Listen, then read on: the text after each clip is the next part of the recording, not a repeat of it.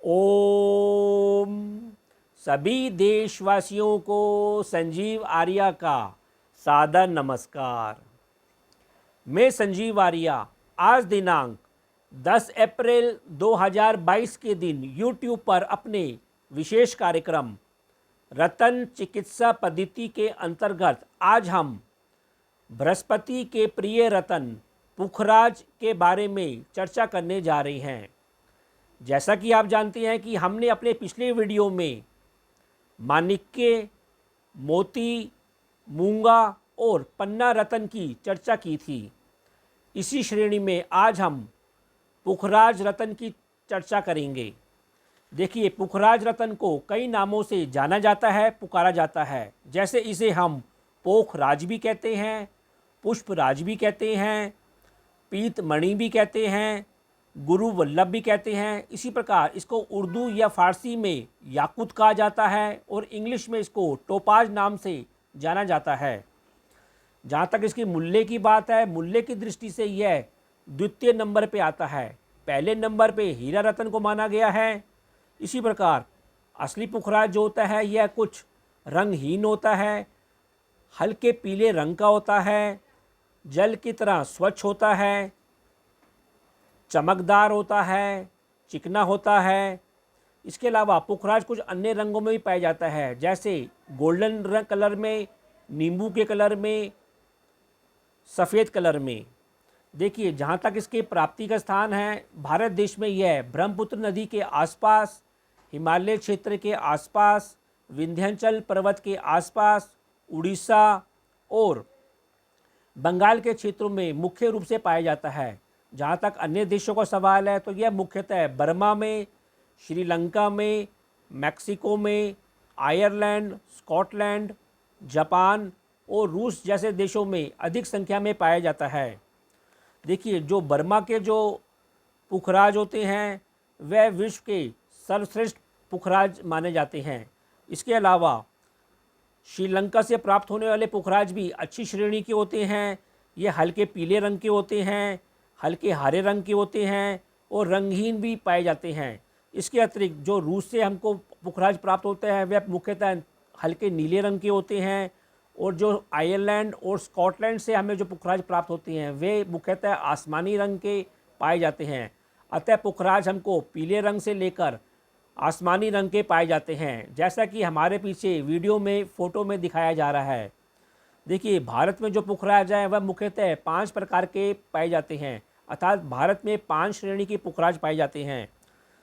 5 रंग के, जैसे केसर के रंग के, स्वर्ण या सोने के रंग के, सफ़ेद रंग के, हल्दी जैसे रंग के और नींबू के छिलके जैसे रंग के पुखराज मुख्यतः पाए जाते हैं।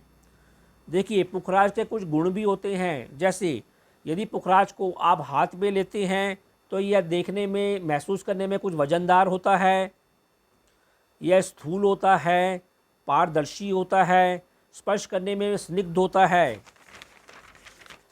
देखिए, अब हम आपको कुछ ऐसे लक्षण बताते हैं जिसे देखकर आप यह ज्ञात कर सकते हैं कि यह पुखराज अच्छी श्रेणी का नहीं होता है, अर्थात अच्छी श्रेणी का पुखराज नहीं होता है। देखिए, हमको कभी भी दोषपूर्ण पुखराज धारण नहीं करना चाहिए, क्योंकि ऐसा करने से हमें लाभ के स्थान पर हानि ही अधिक उठाने को पड़ेगी।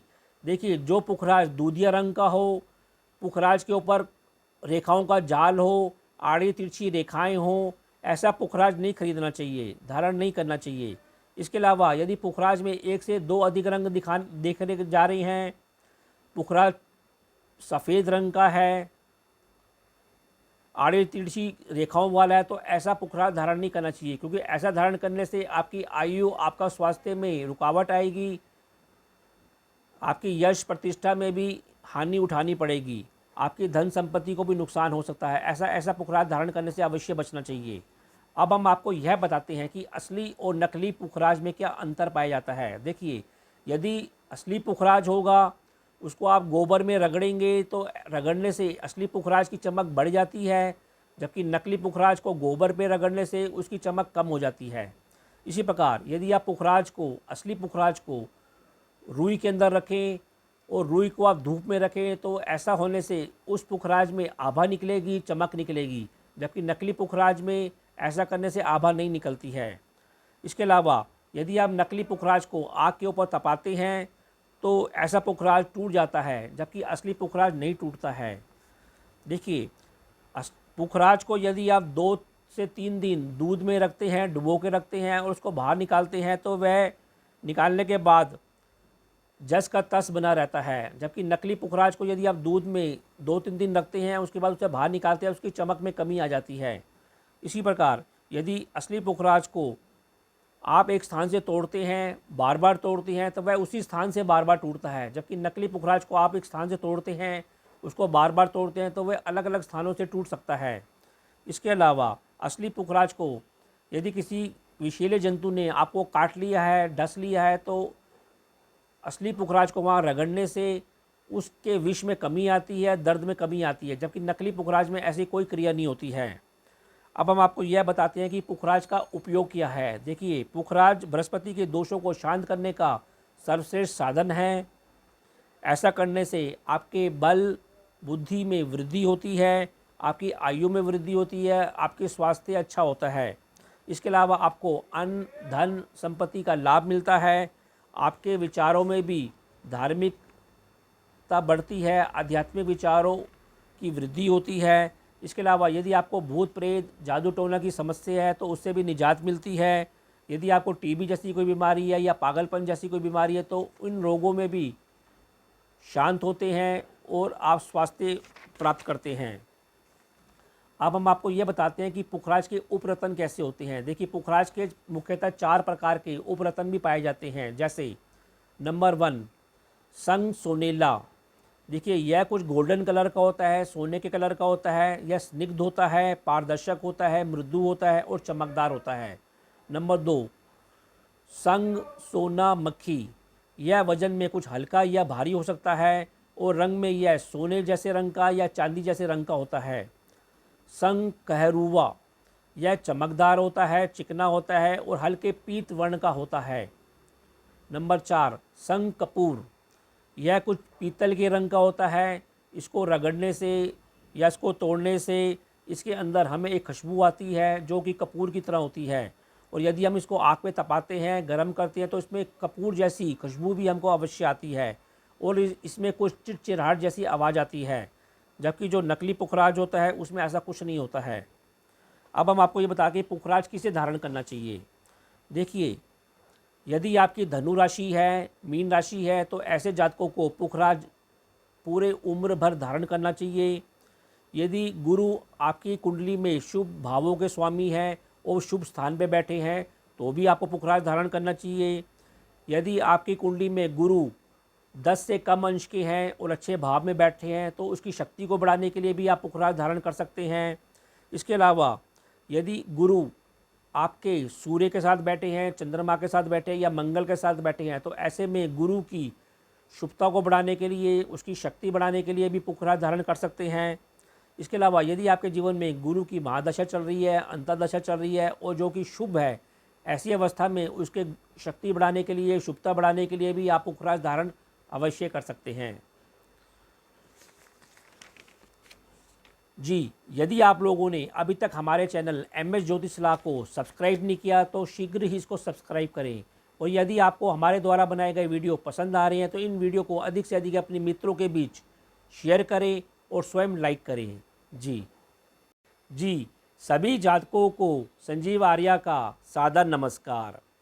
अब हम आपको यह बताते हैं कि क्या लक्षण होते हैं जिससे ज्ञात कर आप पता कर सकते हैं कि आपके जीवन में, आपकी कुंडली में बृहस्पति कमज़ोर है, दोषपूर्ण अवस्था में है या अशुभ प्रभाव दे रहा है।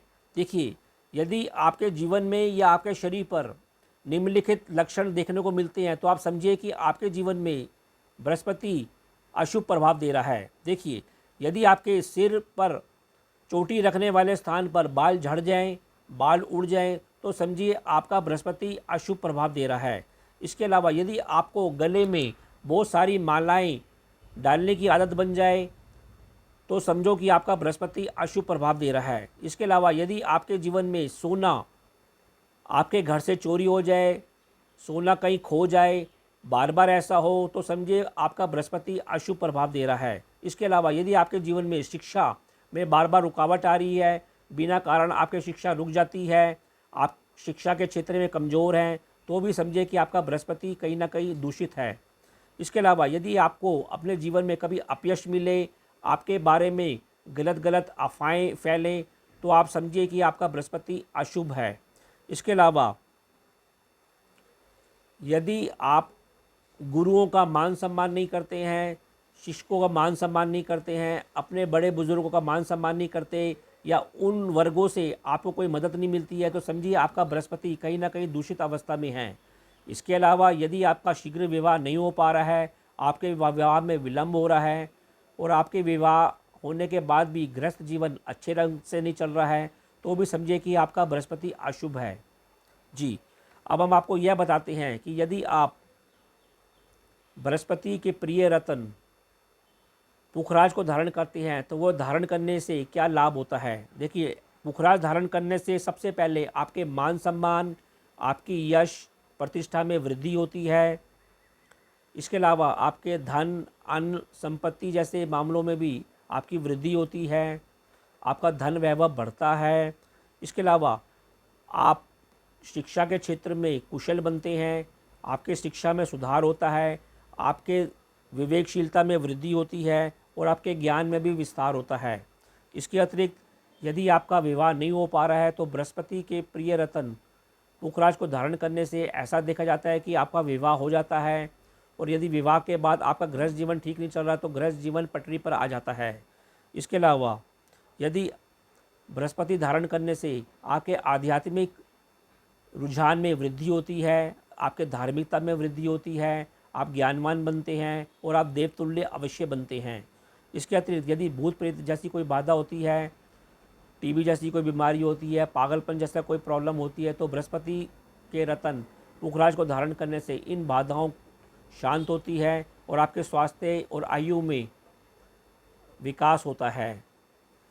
अब हम आपको यह बताते हैं कि बृहस्पति के प्रिय रत्न पुखराज के धारण करने का विधान क्या है। देखिए, किसी भी बृहस्पति वाले दिन पुष्य नक्षत्र में आप बृहस्पति की अंगूठी पुखराज को जड़वाएं। अगले वीरवार को आप स्नान आदि से मुक्त होकर अपना मुख पूर्व दिशा की ओर करें, एक आसन बिछाएं, अपने माथे पर हल्दी चंदन का टीका लगाएं, पुखराज को गंगा जल अथवा दूध में धोएं, तब मंत्रों का जाप करें, उनको धूप बत्ती दिखाएं। ओम ब्रह्म बृहस्पते नमः, ओम ब्रह्म बृहस्पते नमः का मंत्र का जाप करें, प्राण प्रतिष्ठा करें, और भगवान से प्रार्थना करें कि मैं पुखराज धारण करने जा रहा हूँ। यह ऐसा करने से मेरे सौभाग्य में वृद्धि हो, मेरे ज्ञान में वृद्धि हो, मेरे सुखों में वृद्धि हो। तब आप अपने सीधे हाथ की अंगूठे से तीसरी अंगूठी में इसको धारण कर सकते हैं। एक बार जब आप पुखराज धारण करते हैं तो यह कम से कम अगले 4 साल तक प्रभावी रहता है। 4 साल के बाद आप इस पुखराज को बेच सकते हैं अथवा दान दे सकते हैं, और पुनः एक पुखराज धारण कर सकते हैं। जी, तो आज का कार्यक्रम आपको कैसा लगा? आप लोग अधिक से अधिक कमेंट देकर हमको अवश्य अवगत कराएं। हम ये आशा करते हैं कि हमने जो आपको पुखराज के बारे में जानकारी दी है, आप लोग इस जानकारी को प्राप्त कर इसका लाभ अवश्य उठाएंगे।